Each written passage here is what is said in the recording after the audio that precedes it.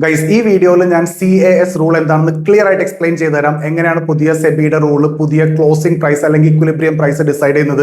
350, 320 time, 330 ടൈമിൽ ഒരു option നടക്കും, ഡിമാൻഡ് സപ്ലൈ എടുക്കും, ഫൈനൽ ഇക്വിലിബ്രിയം പ്രൈസ് ഉണ്ടാവും.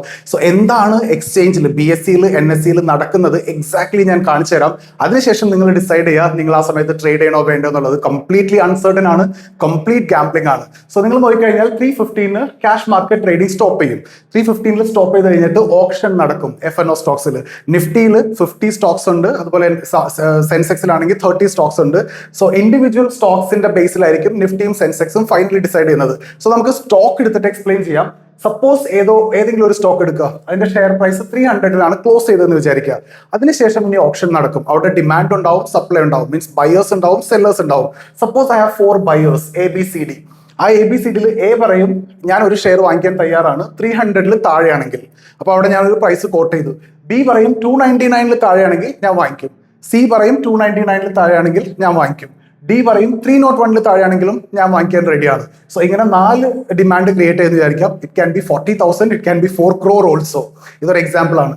സിമിലർലി സപ്ലൈ നമ്മുടെ സെല്ലിംഗ് സൈഡ് എടുക്കും, സെല്ലേഴ്സിനെ എടുക്കും. ഇത് ബയേഴ്സ് ആണ്, ഇത് സെല്ലേഴ്സ് ആണ്.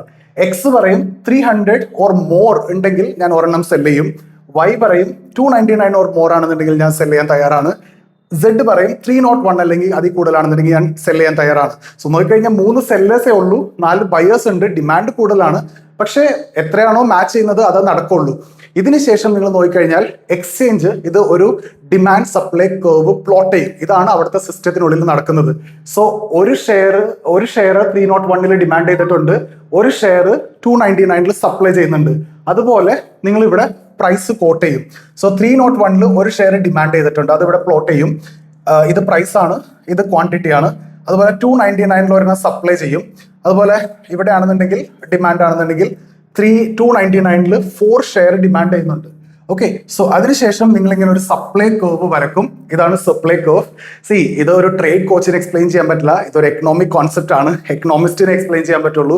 ബട്ട് നിങ്ങൾക്ക് ഇത് അണ്ടർസ്റ്റാൻഡ് ചെയ്യാൻ പറ്റും. നോക്കിക്കഴിഞ്ഞാൽ ഒരു സപ്ലൈ കർവ് വരക്കും, ഡിമാൻഡ് കർവ് വരക്കും. ഓക്കെ, അതിനുശേഷം നിങ്ങൾ ആ ഒരു മാച്ചിങ് പോയിന്റ് കണ്ടുപിടിക്കും.